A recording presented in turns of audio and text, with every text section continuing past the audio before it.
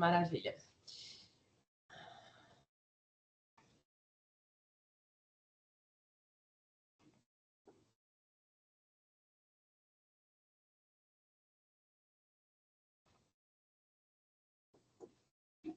Vocês estão vendo a minha tela? Sim, doutora. Maravilha. Então, a gente vai falar um pouquinho sobre hemoterapia como um todo, tá? É muito assunto, não dá para a gente resumir em 2 aulas, enfim, mas também não vale a pena a gente ficar debatendo determinadas coisas que é mais simples vocês lerem, tá? Existe um guiazinho do Ministério da Saúde, eu acho que todo mundo conhece, Guia de Uso de Hemocomponentes. Se colocar no Google Guia de Uso de Hemocomponentes, vai aparecer...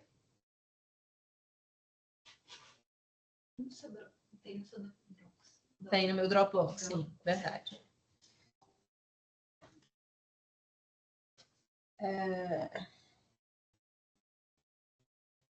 Então, eu acho que eu estou compartilhando aí a tela do Google, né?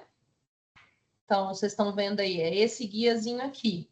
Tá? É bem sossegado. O mais novo que tem é esse de 2015, é o azulzinho. Tem um verdinho também, mas esse aqui é a atualização dele. Então, assim, são 100 páginas, mas você lê numa sentada, tá? E tem tudo que um clínico precisa saber sobre hemoterapia de um modo geral.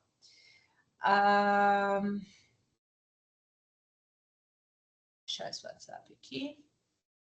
Vamos começar. Mas algumas coisas a gente pode já discutir, e aí eu quero usar a estratégia das ferramentas de eventualmente discussão mesmo, para levantar a bola para que vocês possam esclarecer as dúvidas de vocês, que é o que eu acho que faz mais sentido. Então, lembrando que terapia transfusional é uma condição que é cara, não é barato, né? O ciclo do sangue todo, ele tem uma série de processos que custam dinheiro, é um processo, uma série de processos que tem várias questões de segurança que precisam ser aventadas, mas ao mesmo tempo salva vidas, né? Vocês têm a mania de achar, sei lá, de onde surgiu isso, a doutora Marta não gosta de transfusão. Isso é absurdo, tá? Como é que eu vou não gostar de uma ferramenta do meu trabalho? Eu sou hematologista e hemoterapeuta. Transfusão de sangue, hemoterapia, é uma das grandes ferramentas que eu uso no meu dia a dia, tanto como hematologista geral, quanto como oncohematologista, como transplantadora. A gente não pode abrir mão das nossas ferramentas. Então, não é uma questão de gostar ou não gostar. Eu não gosto de transfusão mal indicada. Por quê? Se você usa mal um recurso, ele está mal indicado, você vai usar ele errado, você vai acabar gerando um custo desnecessário e colocando o paciente em risco desnecessariamente. Não tem jeito de a gente gostar disso, né? E aí eu tenho alguns exemplos aqui para mostrar para vocês que transfusão mal indicada aumenta a mortalidade.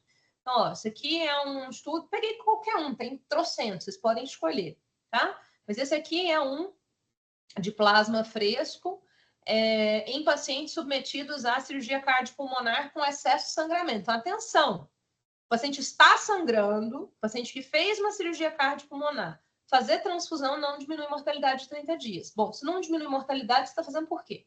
Tá? Paciente submetido à cirurgia cardíaca com circulação extracorpórea e sangramento perioperatório excessivo, não tem vantagem em fazer plasma fresco congelado. Então, não faça. A transfusão restritiva versus transfusão liberal. Vou falar bastante sobre isso hoje. A gente chama de transfusão restritiva quando o paciente só transfunde quando a hemoglobina cai abaixo de 7, ou ele tem algum outro motivo para transfundir. E transfusão liberal é aquela transfusão em que eu faço com qualquer hemoglobina abaixo de 10, tá? Esse é de 2013, com a meta-análise de vários estudos controlados de pacientes com sangramento gastrointestinal, que é uma emergência médica. A meta-análise mostra que a incidência de morte é menor naquele paciente que recebe transfusão restritiva, está invertido aqui, menor do que 7 versus transfusão literal. Ou seja, em sangramentos de trato gastrointestinal alto, a gente não deve fazer transfusão com paciente com hemoglobina acima de 10. Ele está sangrando agora, é protocolo de transfusão massiva, é outro jogo. Mas você fazer você fazer transfusão para normalizar a hemoglobina de paciente com sangramento TGI, você aumenta a mortalidade dele. Outro, prática para minimizar o uso de sangue para melhorar a ressecção de câncer hepático. Os pacientes operados entre 2003 e 2006 que receberam já num processo em que a gente já tinha transfusão restritiva como meta, eles receberam menos sangue, menos plasma e morreram menos do que aqueles que transfundiram antes dos anos 2000. É claro que deve ter técnica cirúrgica aqui também. O fato é que a medicina evolui, né? A gente precisa melhorar com o passar dos anos. Transfusão de sangue na emergência. As 2 primeiras unidades são de graça. A partir daí, você já começa a aumentar risco. Então, isso também foi uma meta-análise. Não, isso não foi uma meta-análise. Isso foi transfusão no pronto-socorro. Especialmente perioperatório de paciente com trauma.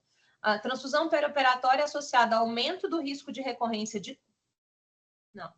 Esse aqui é o das 2 unidades, eu já comentei com vocês. Esse aqui é para cistectomia. Então, paciente com câncer de bexiga, que a gente vai ou não vai fazer transfusão, porque câncer de bexiga costuma sangrar, o paciente já chega com deficiência de ferro e ele pode chegar anêmico, porque o tumor sangra, ele faz hematúria, né? Então, será que transfundir esse paciente com câncer de bexiga é uma boa? Transfusão perioperatória associada ao aumento do risco de recorrência e de mortalidade após cistectomia radical. O fato, pessoal, é que transfusão, sangue, é um halo enxerto. Você sabe que a hemoglobina sobe, mas você não sabe o resto das coisas que esse sangue faz. Por isso é que a gente precisa ser muito cuidadoso e indicar para quem precisa, tá?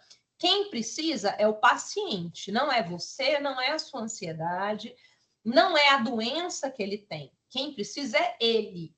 Vocês vão avaliar o paciente e definir se ele precisa de transfusão ou se ele precisa de alguma outra coisa para melhorar a circulação sanguínea dele, ou anemia, ou o aporte de oxigênio, ou o que quer que seja. Não acabei ainda. Meta-análise e revisão sistemática de estratégias clínicas, né? De sangue restritivo e estratégias clínicas. Então, transfusão restritiva, ou seja, só transfundir hemoglobina abaixo de 7, reduziu mortalidade intra-hospitalar, mortalidade total, ressangramento, síndrome coronariana aguda, que era um bastião que a gente não conseguia mexer. De 2014 para cá, a gente já sabe que não é para ficar fazendo sangue para manter a hemoglobina de 10 em síndrome coronariana aguda, que aumenta a mortalidade. Edema pulmonar, infecção bacteriana, o NNT para evitar uma morte é de 33. Então, a cada 33 transfusões, pacientes que você transfunde, que você deixa de transfundir, você evita que um morra por isso.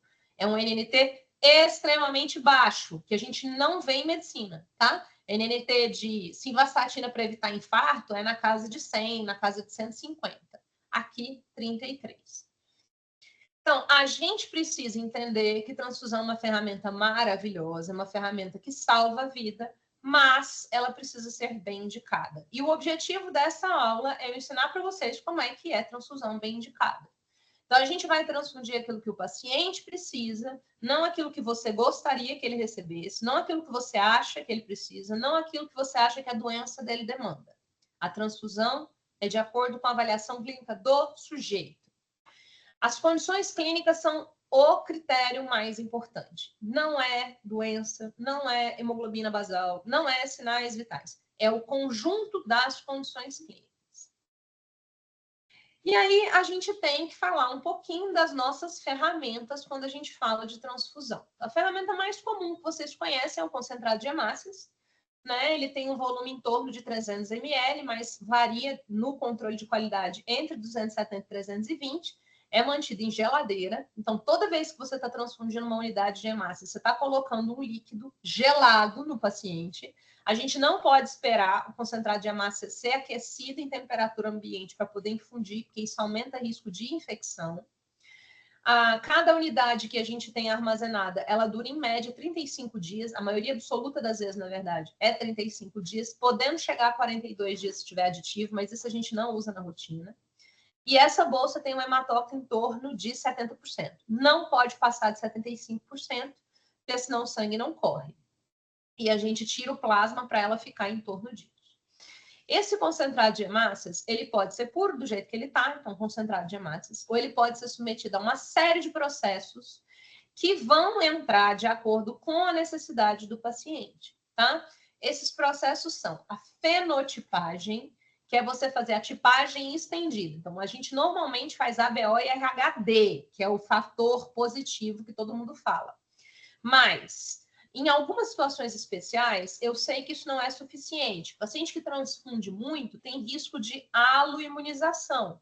Eu queimei uma bolsa, o paciente ele é negativo para um antígeno que eu ofereci na bolsa, agora ele não é negativo mais para o anticorpo. Ele passa a fazer um anticorpo na próxima transfusão, isso vai bagunçar o meu coreto. Então, paciente que transfunde muito cronicamente, é bom fazer fenotipado. Na fenotipagem, a gente faz ABO, RH e KEL, ou a gente faz ABO, RH, KEL, DUF, KID, MNNS, Luteran e P. É o que a gente chama de fenotipagem estendida. Se vocês tiverem curiosidade, uma hora, deem uma olhadinha na etiqueta que tem na bolsa de sangue. O nosso hemocentro aqui em Brasília, quando o doador é regular, a gente faz fenotipagem estendida dele. Então, muitas bolsas são oferecidas com fenotipagem estendida. Só que para a maioria das pessoas, isso não tem impacto, porque eu não fiz a fenotipagem estendida do receptor. Então, só vale a pena eu usar a bolsa fenotipada se eu tiver feito a fenotipagem do receptor. Aí eu vou fazer uma bolsa 100% compatível dentro desses antígenos que eu estou estudando. Mas eu não vou jogar a bolsa fenotipada fora, né? Se eu não tenho um receptor fenotipado, eu vou dar para o receptor que precisa de sangue, qualquer um deles. Essa fenotipagem eu só faço uma vez. Então, se eu tenho um doador regular, eu fenotipo esse doador, toda vez que ele doar, a bolsa já sai do hemocentro fenotipado. Outro processo que a gente usa muito é a desleucotização ou filtro. O filtro é para filtrar leucócito, pessoal, célula grande, que é muito maior do que a hemácia. Então, a hemácia passa, linfócito, que é do tamanho da hemácia, passa, e leucócito, neutrófilo, eosinófilo, basófilo, monócito fica.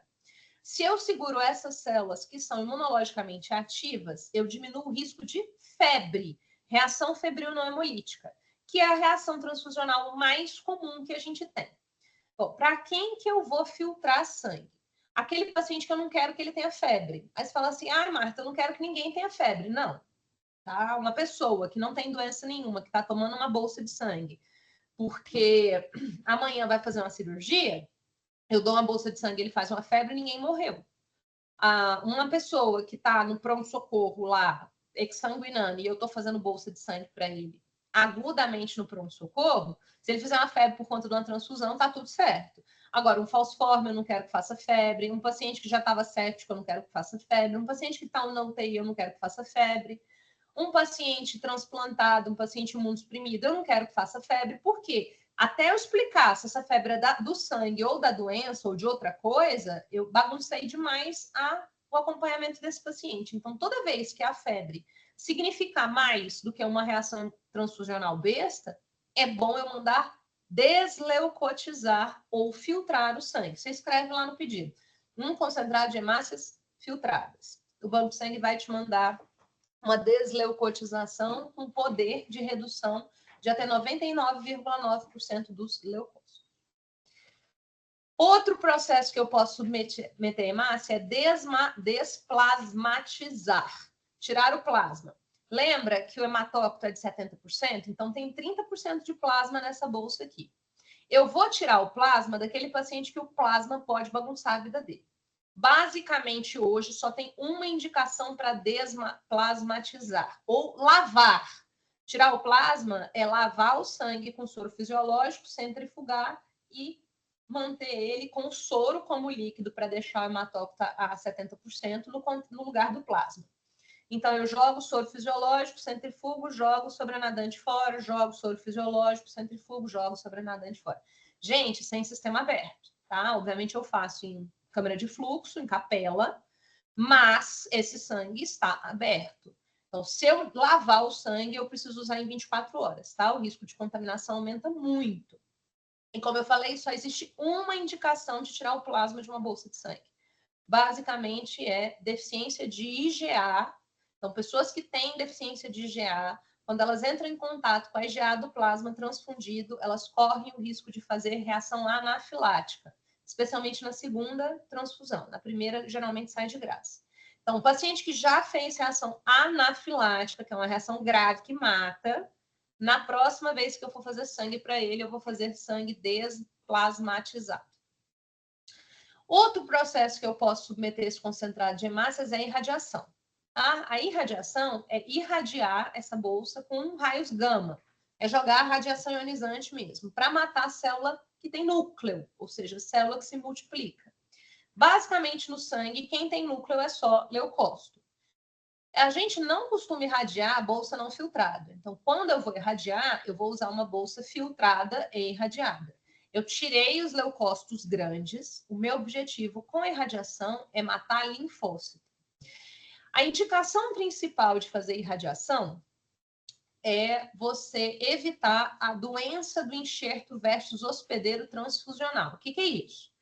Você está lá imunodeprimido, seja pelo motivo que for, AIDS, não HIV, AIDS, pós-transplante medula óssea, pós-transplante de órgão sólido, quimioterapia com determinados quimioterápicos, especialmente da hematologia, em que eu zero o CD4 da pessoa, então eu faço um distúrbio de imunidade grave, essa pessoa recebe um sangue, hemácia não tem núcleo, plaqueta não tem núcleo, essas células não se multiplicam, então beleza. Linfócito tem núcleo e se multiplica. E linfócito é uma célula imunologicamente ativa. Então, quando eu, uma ARTA imunocompetente, recebo uma bolsa de sangue, o meu linfócito mata o linfócito da bolsa agudamente, porque o linfócito da bolsa tem um HLA diferente do meu.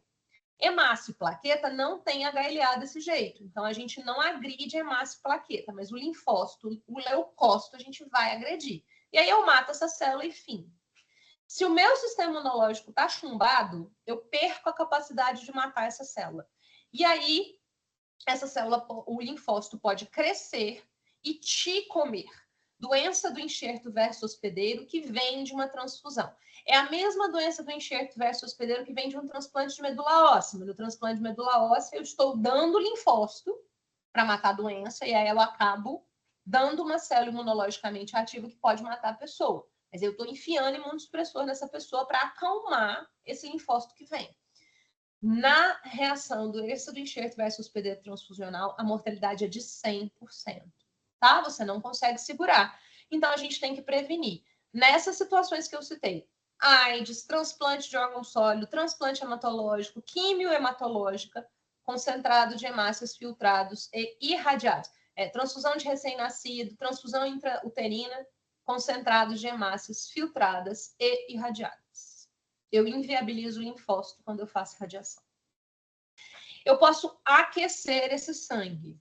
Aquecer o sangue é para evitar que o paciente faça hipotermia. Basicamente, naquele paciente que está recebendo protocolo de transfusão massiva. Pessoal, não posso botar o sangue no micro-ondas, não preciso contar, né?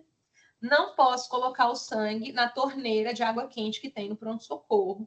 Não posso colocar o sangue no banho-maria da pia que eu encho de água quente e boto a bolsa lá dentro. Não preciso falar, né? Pois é, tudo isso que eu estou contando para vocês, gente, eu vi. Não foi ninguém que me contou, não. Eu vi acontecer. Eu vi plasma dentro do micro-ondas. Eu já vi gente pegar a bolsa de sangue e colocar na torneira de água quente, que é para aquecer o sangue, porque o paciente está hipotérmico e gente hipotérmica sangra. Acho bonito, porém errado. Tá? A gente estuprar protocolo, a gente acabar com o protocolo, a gente ultrapassar, atropelar protocolo, faz com que a gente aumente o risco para o nosso paciente. É melhor você dar um sangue gelado e dar um soro aquecido, que esse você pode botar onde você quiser, do que você dar um sangue aquecido do jeito que você quis e você dar um monte de fosfolípide e não dar sangue de verdade para ele. Você dá um monte de CIVD e não dá sangue de verdade para ele. A única coisa que aquece sangue é aquecedor de sangue, não é banho-maria. No banho-maria, a gente pode usar para descongelar plasma, e é o que a gente faz em banco de sangue. Aí no HRG não tem aquecedor de sangue, tá? Na Secretaria de Saúde, que eu saiba, nenhum lugar tem. Então, a gente vai dar o sangue a 4 graus mesmo, e Deus no comando. E o último processo que eu posso submeter a bolsa de sangue é a licotagem, tá? A licotar é dividir a bolsa. Então, se eu não quero dar os 300 ml, eu alicoto a bolsa e dou só 100. É o que eu faço para bebê recém-nascido, é o que eu faço para criança pequena, e no adulto é o que eu faço na anemia hemolítica autoimune. Eu quero dar o mínimo de sangue que a pessoa precisa para ela estabilizar. Então, eu faço 100 ml uma hora e observo. Ele estabilizou, eu paro. Ele não estabilizou, eu dou um pouquinho mais, eu dou um pouquinho mais, eu dou um pouquinho mais, até eu dar tudo que ele precisa. O concentrado de hemácia ele é medido em unidade, tá? Mas se você quiser, você pode pedir os ml. Geralmente a gente usa múltiplo de 300. 300, 600, 900, 1.200 ou transfusão massiva. Cada unidade tem o potencial de elevar o hematócrito a 3% ou hemoglobina 1 grama por decilitro de um paciente de 70 quilos que esteja euvolêmico. Só que a gente não usa essa conta para normalizar a hemoglobina, tá? É só para vocês saberem do rendimento. Então, se eu transfundir uma bolsa hoje, amanhã esse cabra tem que estar com 1 grama de hemoglobina mais alto do que o que ele esteve quando eu transfundi. E se não subiu essa hemoglobina é porque ele está consumindo ou hemolizando esse sangue. O rendimento dele está sendo baixo e eu preciso tentar entender por quê. Então, essa conta só serve para isso, tá? Ah, ele está com 7 de hemoglobina, eu quero que ele tenha 12, então eu faço 5 unidades. Não! Pelo amor de Deus. Não. É uma até ele estabilizar. Ele estabilizou com uma, não precisa de mais nenhuma. A gente não normaliza a hemoglobina com hemácia. Então, é uma unidade a cada vez. Obviamente que eu não estou falando da emergência, não estou falando do sangue da aorta aberta, né? Eu estou falando daquela transfusão ambulatorial, da transfusão do paciente internado sem gravidade. A gente faz a hemoglobina antes e após a transfusão para ver se o paciente rendeu direitinho. E a gente não vai fazer transfusão para tratar anemia. A gente vai fazer transfusão para reduzir, para tratar a iminente, inadequada, oxigênio baixo de um tecido causada pela anemia. Se o paciente não tem hipoperfusão, ele não tem indicação de transfusão. Então, lá naquele protocolinho de transfusão que eu falei para vocês lerem, ele separa lá anemia aguda, anemia crônica e anemia de extrema urgência. Nas anemias crônicas, hemoglobina de 10 é para transfundir tipo nunca. Entre 7 e 10, você precisa avaliar o estado clínico do paciente. Algumas circunstâncias, um superidoso, um DPOC, um paciente com doença coronariana, um urêmico que está sangrando, enfim, situações de pacientes que estão na beira da instabilidade, eu posso usar um protocolo de transfusão liberal. Então, transfundir qualquer hemoglobina acima de 7, abaixo de 10. Num paciente que tem hipóxia, que tem comprometimento de sinais vitais, eu vou transfundir se ele tiver com hemoglobina abaixo de 7, mesmo que ele tenha uma anemia crônica. Às vezes não dá tempo dessa medula se recuperar. Então, ele está instável, ele tem comprometimento de sinais vitais, instabilidade, alteração do nível de consciência e uma hemoglobina baixa, eu acredito esses sintomas da hemoglobina baixa e, nesse caso, eu posso transfundir. Mas o mais importante, gente, anemia crônica é diagnóstico. Eu gastei meu latim aqui com vocês 3 aulas falando sobre anemia. A gente não trata anemia com transfusão. A gente trata anemia a partir do seu diagnóstico. A anemia tem que ter nome e sobrenome. Eu dou o sobrenome para anemia e sei qual é o plano de tratamento para ela. Na maioria absoluta das vezes, na anemia crônica, o paciente não precisa de transfusão. É outro jogo a hemorragia aguda, tá? Então, tudo que eu falo para vocês é para aquele paciente que não está com a aorta aberta. Não é para aquele paciente que está exsanguinando. A hemorragia aguda é indicação de transfusão, muitas vezes absoluta, quando a hemorragia bate classe 3, classe 4, tá? Então, se você tem uma perda volêmica acima de 25%, 30% da sua volemia, que é o que define a hemorragia classe 3, isso é indicação absoluta de transfusão. Ai, professora, mas eu estou na Amazônia, no meio do mato, não tem sangue. Não tem sangue, amigo, vou fazer o quê? Agora, se você tem acesso à transfusão, essa é uma indicação clássica. Vocês não vão usar hematócrito, nem precisa dosar. A gente vai usar sinais vitais para derivar esse diagnóstico de hemorragia aguda. Quais? Uma frequência cardíaca acima de 120, 130, paciente taquipneico, hipotenso. Você não vai esperar a pressão cair abaixo de 90, mas se caiu, você já sabe. Queda no débito urinário, é difícil de avaliar isso. É 100 por hora, né? Insuficiência respiratória, uma baixa perfusão periférica, aumento do tempo de enchimento capilar, mas principalmente alteração do nível de consciência. Não perca tempo esperando um paciente estabilizar. Se ele está ansioso, agressivo ou sonolento, ele tem alteração do nível de consciência, ele tem alteração do sensório, ele está em hemorragia, ele tem indicação de transfundir. Tá? Às vezes a gente perde esse paciente muito rápido. E tudo isso começou porque a partir dos anos 2000, a gente descobriu que transfusão mal indicada aumenta a mortalidade. Esse é um estudo seminal, foi o primeiro desses, né? Que mostrava isso que eu estou dizendo para vocês. Um segundo só.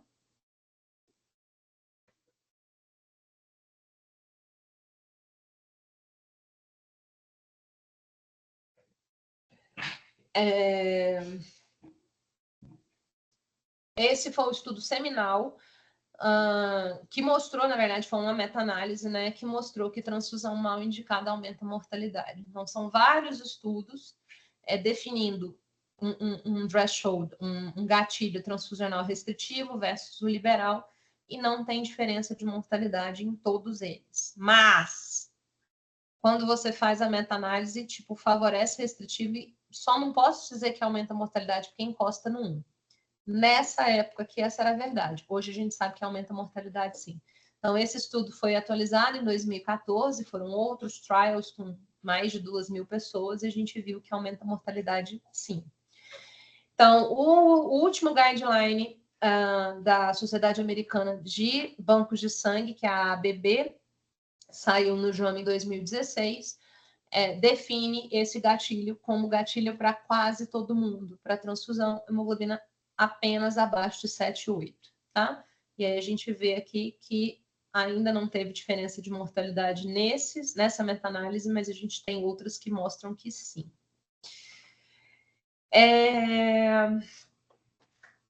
Quando eu estou diante de uma condição dessa, então assim, eu tenho dúvida no melhor para o meu paciente, o que eu posso fazer por ele?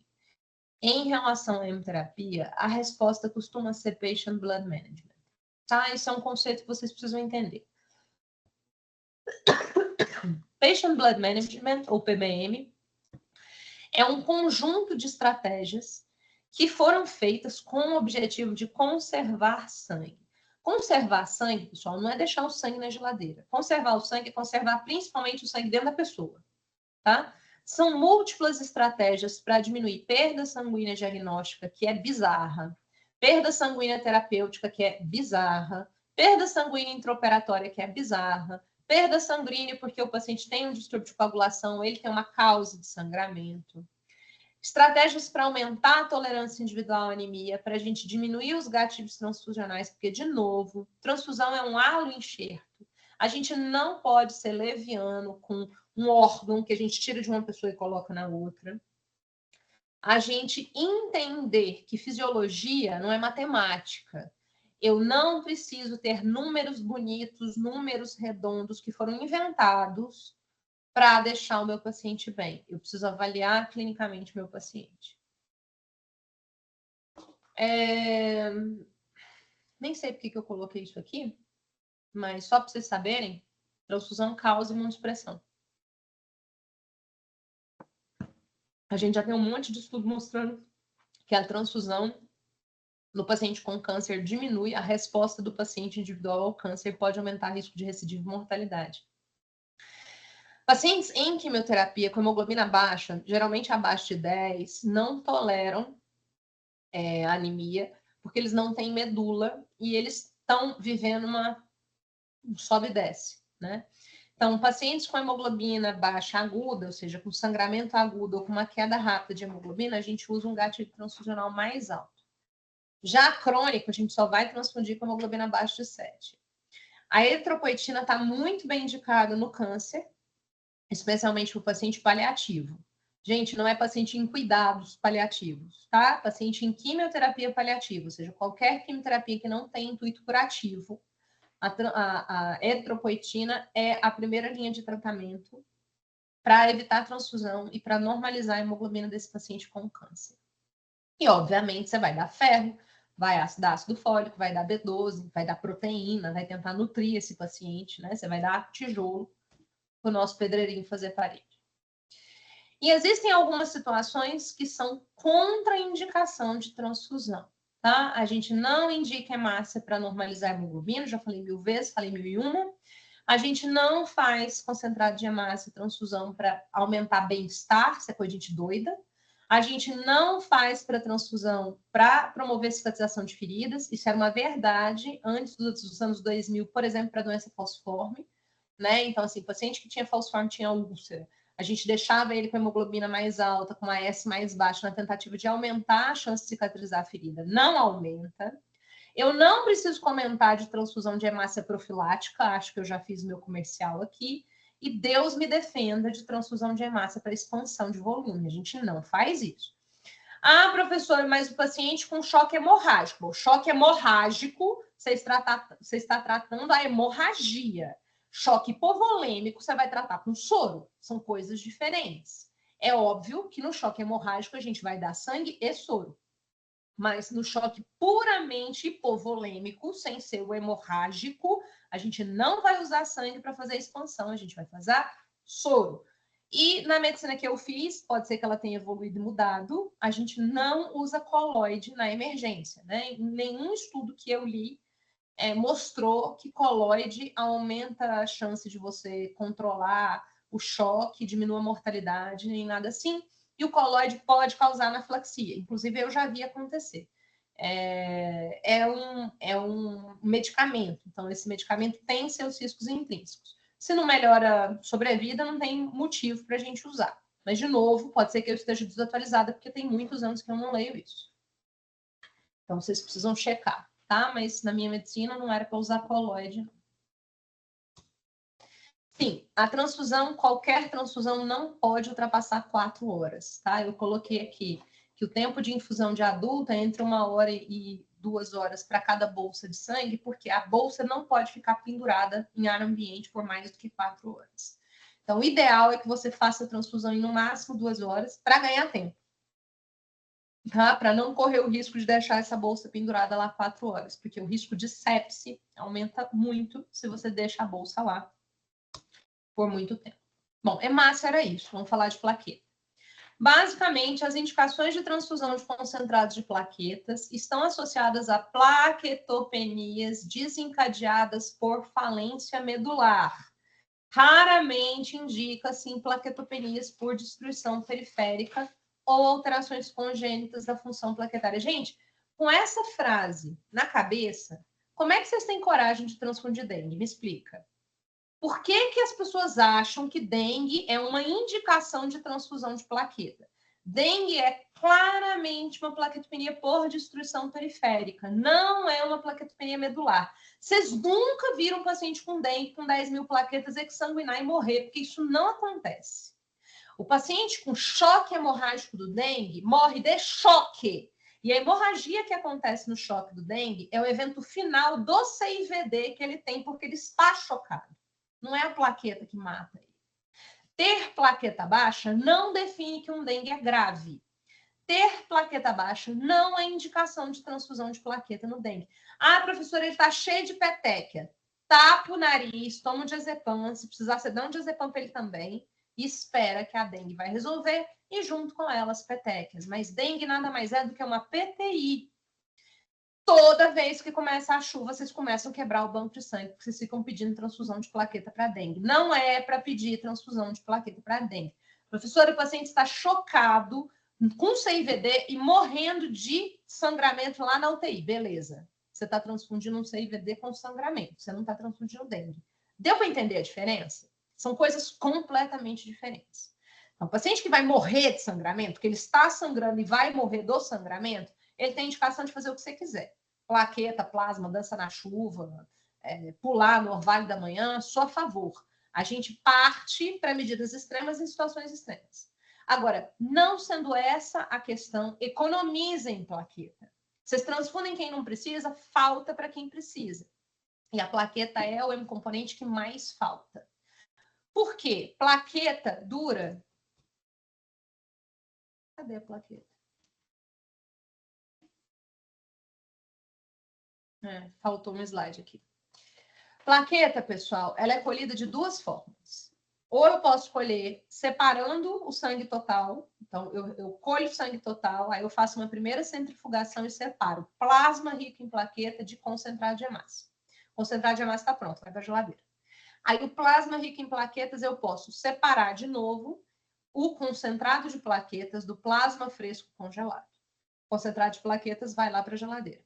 O plasma fresco congelado eu posso centrifugar de novo a temperatura de geladeira e fazer o crio precipitado. Eu já falo dele. Ou eu posso mandar ele para a indústria, do jeito que ele está, e aí separar fatores de coagulação, albumina, imunoglobulina e uma série de hemoderivados. Gente, hemocomponente é o que eu centrifuguei do sangue total. Se eu mandei para a indústria, usei solvente, detergente, processo químico, eu tenho hemoderivado. Hemoderivado é remédio. É controlado pela Anvisa, tem bula, você compra na farmácia. Hemocomponente é biológico e você só consegue em banco de sangue. A regulamentação é diferente e transmite doença. Hemoderivado não transmite doença. Plaqueta. Quais seriam as indicações? Bom, a plaqueta, então, eu colhi do sangue total, né? Centrifuguei lá o sangue total, fiz um concentrado de plaquetas. Para um paciente de 70 quilos, eu preciso de 5 a 7 unidades de plaqueta. Ou seja, eu expus essa criatura a 7 pessoas diferentes em uma transfusão de plaqueta. Vai faltar. Além disso, plaqueta tem que ficar em centrifugação, em agitação contínua a 22 graus. Se vocês já foram lá no banco de sangue, fica sempre aquela temperatura frozen congelante lá dentro do banco de sangue. Por quê? Porque a plaqueta exige isso, tá? A temperatura do banco de sangue ela tem que ser controlada o tempo todo a no máximo 22 graus. Eu não posso pegar a plaqueta e colocar na geladeira. Então, eu tenho que deixar o ambiente refrigerado e a plaqueta no agitador.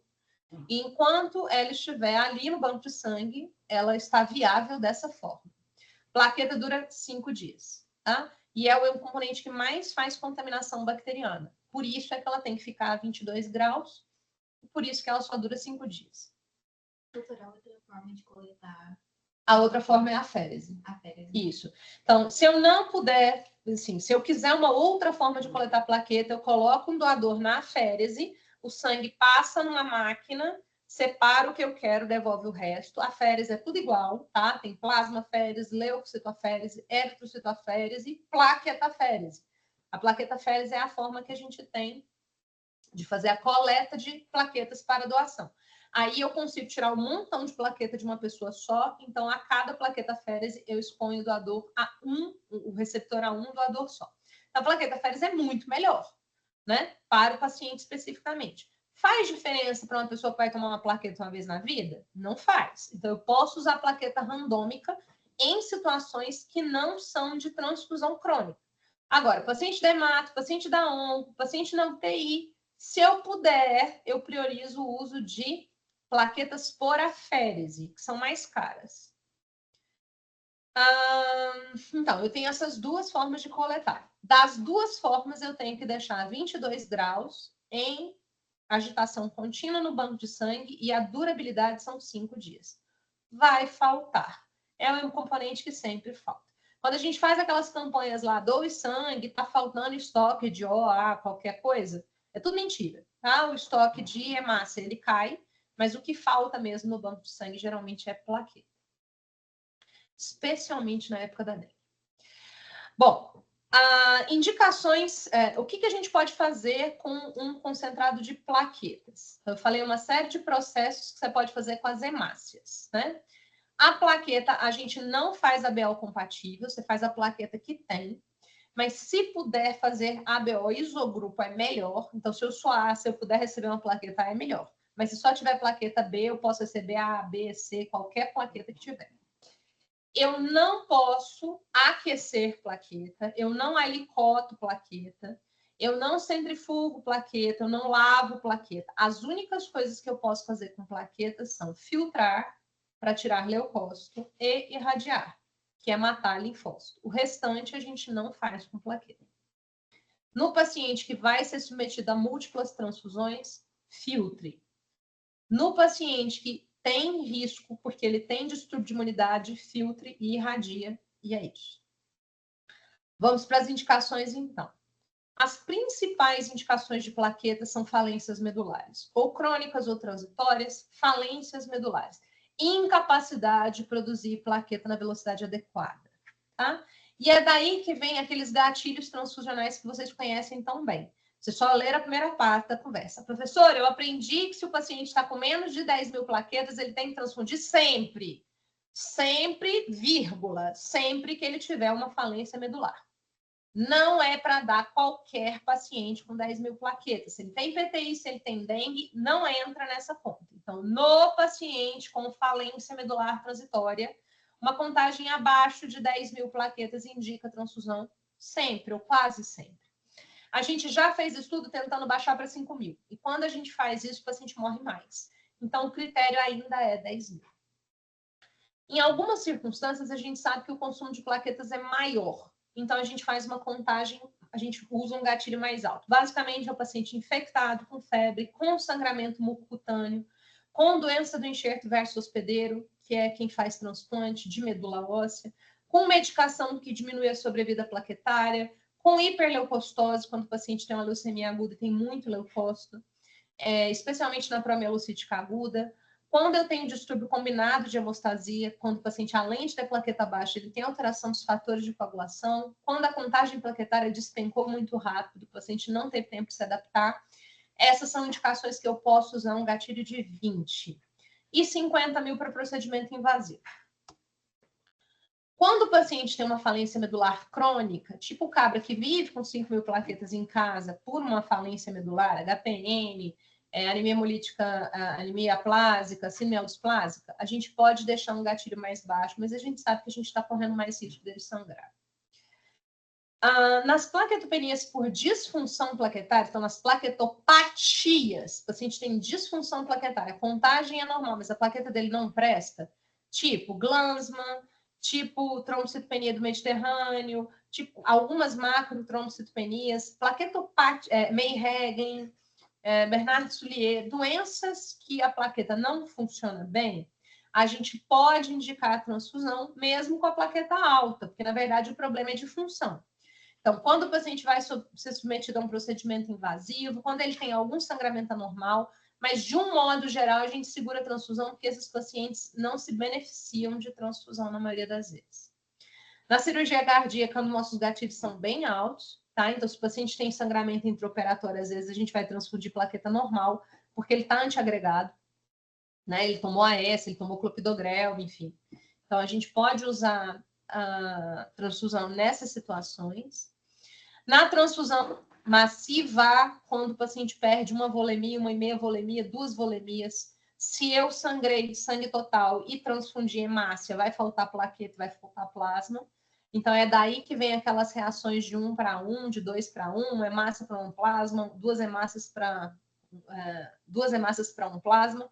É que, na verdade, se você sangrou sangue total e você transfundiu sua hemácia, você transfundiu sua hemácia, você diluiu a plaqueta, você diluiu o plasma, você diluiu o cálcio, você está dando sangue gelado, tudo isso aumenta a distúrbio de coagulação na hemorragia aguda. É aquela tríade do sangramento, né? Que é a hipotermia do choque. Hipotermia, distúrbio de coagulação e acidose. São as 3 coisas que acontecem com quem está sangrando. Então, você percebeu que você sangrou o sangue inteiro, 5 litros, você está repondo hemácia. 8, 9, 10 unidades de hemácia já pede uma transfusão de plaqueta, já pede uma dose de plasma. Geralmente, o banco de sangue que presta faz isso no automático para você. Na hora que ele percebeu que bateu lá uma volemia, ele já te avisa que ele está mandando hemácia e plasma. É para isso que tem um terapeuta, né, gente? Na coagulação intravascular disseminada, na púrpura trombocitopênica trombótica, nas plaquetopenias de consumo, na dengue, a gente não transfunde plaqueta, pessoal. No caso do CIVD, nós sabemos que não tem benefício e tem aquela pulga atrás da orelha de que, na verdade, você está dando lenha para a fogueira. A gente só transfunde naquele paciente que está tendo sangramento ativo e a plaqueta dele está abaixo de 20 mil. Nas plaquetopenias de consumo, só se ele for morrer do sangramento, coisa que a gente não vê acontecer, né? A gente não vê PTI exsanguinar e morrer, é muito raro. o tratamento de PTI envolve corticoide e imunoglobulina. Se você for transfundir, você tem que fazer tudo isso. Então, você vai fazer corticoide, imunoglobulina e transfusão de plaqueta, sei lá, com PTI que sangrou a cabeça. Coisa que na minha carreira, por exemplo, eu nunca vi. Existe um limiar, né, para vocês saberem quais são os gatilhos para determinados procedimentos. Então, fica todo mundo maluco, porque dizendo que não pode funcionar neuroeixo com a plaqueta abaixo de 100 mil, isso não está escrito em lugar nenhum. Você pode funcionar neuroeixo com a plaqueta abaixo de 100 mil, que você não pode fazer neurocirurgia com a plaqueta abaixo de 100 mil. São coisas completamente diferentes. Tá? Mas para fazer coleta de líquor, para fazer químio, um limiar de 20 mil plaquetas é suficiente para você garantir segurança hemostática. E ninguém faz líquor com paciente com 20 mil plaquetas de forma leviana, né, galera? Esse cara está precisando desse líquor porque ele está grave e o limite de custo-risco-benefício está pendendo para você fazer o exame. Biópsia de medula óssea a gente faz com 20 mil plaquetas também sossegado. Endoscopia sem biópsia dá para fazer com 20 mil, com biópsia precisa de pelo menos 50 mil. E, de um modo geral, cirurgia 50 mil. Se tiver que funcionar neuroeixo para fazer anestesia, a gente não recomenda fazer com menos de 80. Tá? Mas aí excesso de zelo. Precisa funcionar neuroeixo? Não, existe anestesia geral. Você faz anestesia geral e faz o que tem que fazer. A anestesia geral não traz risco hemostático. Né? Ela tem outros problemas, mas risco hemostático não tem. Então, se você tem risco de fazer um sangramento da coluna, não faça punção de neuroeixo. Faça anestesia geral, tá tudo certo. Plasma. Plasma é o que sobra da centrifugação do sangue total depois que eu tiro o concentrado de hemácia e o concentrado de plaquetas. Sobra o plasma fresco congelado. Para eu chamar de plasma fresco congelado, pessoal, eu preciso congelar em até 8 horas da coleta, tá? Então, o sangue chegou lá no banco de sangue, a gente centrifuga esse sangue nas primeiras horas, hemácia tem que ser rápido, ou então eu tenho que deixar na geladeira, né? E para o plasma ser um plasma fresco congelado, que é aquele plasma que tem todos os fatores de coagulação em níveis hemostáticos, eu tenho que fazer esse processamento em 8 horas. Se der uma zika no banco de sangue, sei lá, qualquer coisa, eu não conseguir fazer esse processamento em 8 horas, eu tenho um plasma que não tem os fatores de coagulação termoláveis. Ele pode ir para a indústria para fazer imunoglobulina, eu posso usar na plasmaférese, mas eu sei que vai faltar fator de coagulação ali. Mas isso não é importante para vocês. Para vocês, quando você pede ao plasma fresco congelado, é um hemocomponente que tem em torno de 140, 150 ml no máximo, né? Eu tinha 500, eu tirei 300, 150, 200 é o que sobra. O plasma tem que ser feito de acordo com o peso do indivíduo. A gente faz de 10 a 20 ml por quilo. Se você fizer de 10 a 20 ml por quilo, você está dando todos os fatores de coagulação em níveis hemostáticos. Se você for daquele gênio que pede uma bolsa de plasma, você simplesmente deu água com açúcar, que tem risco de dar doença e não trouxe nenhum benefício para o paciente. A dose é 10 a 20 ml por quilo. Marcos, é um problema. Por quê? Porque o cabra pesa 120 quilos. Sim, é 1,5 litro de sangue. Vai dar errado. Ele pode fazer uma reação transfusional chamada sobrecarga volêmica. Acontece que ou você entende que ele precisa do plasma e, consequentemente, ele precisa dos fatores de coagulação e não tem jeito de concentrar o plasma. Então, você vai dar plasma e ficar de olho no pulmão, na diurese, na furosemida, na ausculta cardíaca e Deus no comando. Ou então, você entende que ele não precisa de plasma droga nenhuma. Né? Custo, risco, benefício. Um paciente com PTT, por exemplo, se a gente não tem acesso a plasmaférese, eu vou tentar fazer 30 ml por quilo de plasma. Vai dar errado. O princípio eu estou dando muito coloide, eu estou dando muito volume. Esse paciente vai fazer um overflow. Então, você tem que fazer mais devagar, você tem que ir fazendo diurético, você tem que ver a diurese para ele não sobrecarregar de volume. Plasma só serve para repor fator de coagulação. Não serve para absolutamente mais nada. Então, se você quer fazer plasma, é porque você quer repor fatores de coagulação. A gente só faz plasma quando o paciente tem múltiplos defeitos de coagulação ou quando ele tem um defeito de coagulação para o qual não tem um hemoderivado. Então, a hemofilia é proibido fazer plasma. Você tem fator 8 concentrado, hemoderivado, que não dá doença, que você vai lá na farmácia, pega a caixinha de Lu e faz. Hemofilia B, você não pode fazer plasma. Você vai dar concentrado de fator 9, caixinha, farmácia, mesma coisa. Se tiver no crio precipitado, é melhor fazer crio precipitado. Então, 13, fibrinogênio, von Willebrand, hoje em dia tem concentrado. Mas, enfim, se fosse usar para tratar von Willebrand, eu não usaria plasma, eu usaria crio precipitado. Basicamente, plasma é para deficiência de 13. 13 não, 13 tem no crio.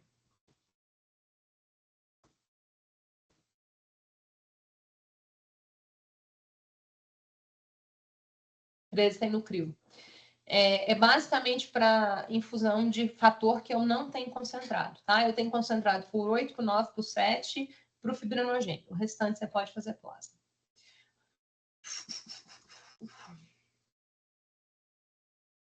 Isso. O plasma está congelado, pessoal. Ele vai ser entregue para vocês em temperatura corporal. Então, eu vou descongelar ele no banho-maria e vou te entregar a 37 graus, tá?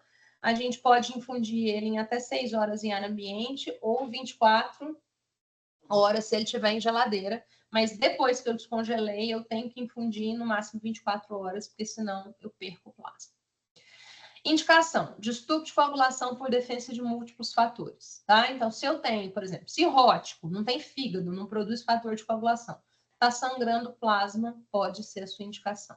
Hepatopatia, quando eu quero repor o complexo protrombínico, quando eu quero repor fibrinogênio, quando eu tenho anormalidade de plaqueta, enfim. A gente faz quando o paciente vai fazer um procedimento invasivo. Não existe eficácia comprovada, mas não tem muito o que fazer. Quando o paciente está em sangramento ativo e, eventualmente, eu posso fazer complexo protrombínico. Não estou dando todos os fatores, mas eu estou fazendo bocado e diminuindo o volume. No CIVD, a gente não faz transfusão de plasma profilática, mas se o paciente está sangrando, ele tem indicação de plasma, plaqueta e crio ou concentrado de fibrinogênio. Aqui o objetivo do crio é dar fibrinogênio. Intoxicação tumarínica é uma indicação clássica de plasma se você não tiver complexo protrombínico disponível. Se você tiver complexo protrombínico, faça complexo protrombínico. Agora, gente, é obrigatório repor vitamina K, tá? Quem trata a intoxicação tumarínica não é o plasma. O plasma vai tirar o sangramento agudo do paciente. Se você precisa tratar a intoxicação, você tem que dar vitamina K de acordo com a meia-vida da droga que o paciente tomou. A varfarina tem uma meia-vida de 48 horas. Então, uma dose de vitamina K pode não ser suficiente. O veneno de rato, pessoal, cumarínico, tem uma meia-vida de 28 dias. Então, uma pessoa que chega intoxicada por vitamina K, por antivitamina K, por veneno de rato, e você dá uma dose de vitamina K para ele, daqui 24 horas ele está sangrando de novo. Aí você dá mais uma, daqui 24 horas ele está sangrando de novo. Eu tive uma intoxicação cumarínica que eu precisei da vitamina K por 4 meses seguidos, tá? É isso, são várias meias-vidas para ir embora a medicação inteira. A gente normalmente não sabe quem intoxica com veneno de rato, você não sabe quanto que ele tomou, então você não consegue fazer um cálculo de farmacocinética para saber quanto tempo ele vai ficar livre. Vai acompanhando o INR. Você dá plasma, o INR está normal, você continua dando. Você dá plasma, segura um pouquinho, o INR começa a largar, você continua dando. Você dá plasma, não, perdão, desculpa, vitamina K. Você dá a vitamina K, o paciente continua tendo alargamento de INR, você precisa continuar dando vitamina K. Plasma, a gente só vai dar para o paciente que está em sangramento ativo.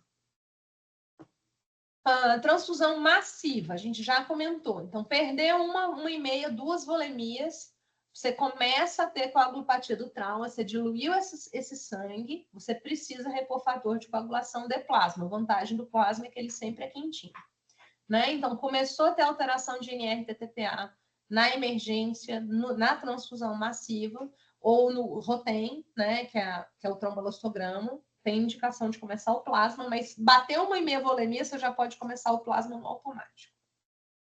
Na deficiência de fator 5, eu não tenho alternativa, eu tenho que fazer plasma. Na deficiência de fator 11, que é hemofilia C, eu também não tenho alternativa. O restante, a gente tem outras coisas para fazer. E a grande indicação de plasma depois de distúrbio de coagulação é PTT, né? Na PTT, a pessoa perdeu uma enzima, que é a Adams T13, e eu tenho essa enzima em grande quantidade no plasma. Então, se eu estou dando plasma, eu estou oferecendo a Adams T13. O ideal é oferecer plasma sob a forma de plasmaférese. Então, eu tiro o plasma da pessoa e dou outro. Assim, eu estou oferecendo a Adams T13 sem risco de sobrecarga volêmica. É só isso. A gente só faz plasmaférese porque eu não consigo fazer o volume de plasma que eu preciso fazer numa pessoa metendo plasma nela sem tirar nada. Enquanto o paciente não chega na plasmaférese, você pode ir fazendo infusão de plasma, você diminui o risco desse cara morrer da PTT. PTT, quando vira rápido, e às vezes a pessoa faz uma alteração neurológica aguda, convulsiona como morte. Então, o paciente está na sua frente, você tem convicção que é uma PTT, comece a fazer plasma até você conseguir a transferência para um serviço que faça plasmaférese. Aqui no DF, basicamente, é o hospital de base, tá? No SUS, né? Isso. Plasma é o fator, é o hemocomponente que mais complica. Tá? As complicações, elas são múltiplas. Tem complicação por patógeno transmitido pelo sangue, por quê? Uma dose de plasma são 10 unidades de plasma, são 7 unidades de plasma. Então, a cada dose de plasma, eu estou ofertando muito doador para aquela pessoa, então aumenta muito o risco de ter doença. Anafilaxia, porque eu estou dando proteína e essas proteínas podem ser imunologicamente ativas. Reações alérgicas não anafiláticas. O trale é muito mais frequente com plasma. Trale é a lesão pulmonar aguda relacionada à transfusão, né? O paciente faz um pulmão branco até 24 horas depois de uma transfusão. Isso acontece por conta de proteínas e células imunologicamente ativas que vão no doador e fazem uma inflamação pulmonar aguda. É super mal diagnosticado. É difícil fazer diagnóstico diferencial de sobrecarga volêmica e, às vezes, com reação hemolítica. Então, às vezes, a gente apanha do tralho. E quem mais dá tralho é plasma. Hemólise dos anticorpos presentes no plasma que passa, vai lá e vai fazer estrago na hemácia do outro. Enfim, tem uma série de complicações relacionadas ao plasma. A gente precisa estar bem convicto da necessidade para indicar a transfusão. Contraindicações da transfusão de plasma, já falei algumas. Se você tem fator de vitamina K dependente, o tratamento é com complexo protrombínico. Se você tem fator que tem no CRIO, que é von Willebrand, o 8, fibrinogênio 13, não tem por que você fazer plasma. Se você tem um hemoderivado 8, 9, von Willebrand, fibrinogênio, tem hemoderivado 7, você não precisa fazer plasma, você não deve fazer plasma. Bom, sangramento sem coagulopatia, não preciso comentar. A pessoa está lá exsanguinando porque ela está com a aorta aberta. Aí você vai fazer plasma, amigo? Assim, qual que é o sentido? Né? Esse é o mesmo princípio de dar vitamina para quem tem vitamina normal. Ah, melhora. Melhora o quê, gente? Se você tem, vamos lá, pedreiro, falta tijolo, pedreiro não trabalha. Ok. Deficiência causa doença. Todo mundo concorda. Agora, se você der o dobro de tijolo, o pedreiro vai trabalhar mais rápido? O pedreiro vai trabalhar com mais eficácia? Não faz sentido isso. Então, a gente não vai fornecer fator de coagulação para quem tem fator de coagulação. Se o paciente não tem coagulopatia, ele não tem indicação de repor fator, mesmo que ele tenha um sangramento que ameaça a vida. Tá? Ele está sangrando por outro motivo. Enquanto você está insistindo no diagnóstico errado, você não está tratando o que ele precisa. E geralmente é rafia. Correção de teste de hemostasia sem sangramento. A gente não trata exame, a gente trata pessoas. Então, se não tem sangramento, eu não quero saber quanto é que está o INR. Ah, Marta, mas está com 10 de INR. Você olha o paciente inteiro, ele está sangrando? Não. A indicação é vitamina K, não é plasma. Plasma é para quem está sangrando.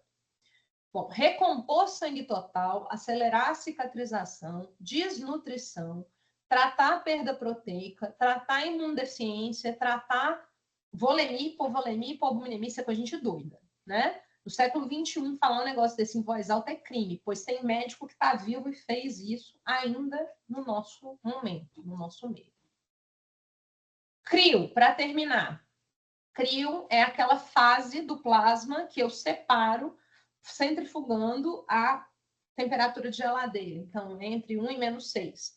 Cai, precipita algumas proteínas do plasma, então eu jogo um sobrenadante fora, eu diminuo bastante o risco de sobrecarga volêmica e posso oferecer doses hemostáticas dos fatores de coagulação que saem no CRIO, que basicamente são fator 8, fator de von Willebrand. Vocês estão vendo que está em cinza clarinho aqui? É porque você precisa esquecerem que tem fator 8, fator de von Willebrand no CRIO. Gente, foi isso que dizimou os hemofílicos na década de 80. Tá? Por conta de HIV, hepatite B, hepatite C principalmente, e HIV, né? cada hemofílico tomava 7, 8, 10 unidades de crio por semana. E aí, obviamente, que no meio da pandemia da AIDS, a gente teve 100% dos hemofílicos morrendo de AIDS. Inventaram o fator 8, inicialmente de plasma. Hoje em dia a gente tem o fator 8 recombinante, então não existe justificativa no planeta para a gente usar crio para tratar hemofilia A e doença de von Willebrand. Hoje, crio precipitado basicamente é para recompor fibrinogênio, quando o fibrinogênio está abaixo de 150 e o paciente está sangrando, ele tem indicação de reposição de fibrinogênio. Hoje é a principal fonte, mas hoje existe o hemocompletan, que é um hemoderivado de fibrinogênio, que não tem no SUS, então vocês ainda vão usar crio. E para reposição de 13, tá? Se o paciente tem deficiência de 13, o tratamento é crio. A dose é igual à dose de plaqueta, é 1 unidade a cada 10 quilos de peso corporal do receptor. A gente sempre usa BO compatível, descongela e faz. Então, as indicações são fibrinogênio baixo, deficiência de 13, e as contraindicações são hemofilia e doença de von Willebrand e outras deficiências isoladas de fator de coagulação, porque no CRIO não tem outras coisas, só tem 13 fibrinogênio, 8 von Willebrand. All right, people. Alguma dúvida?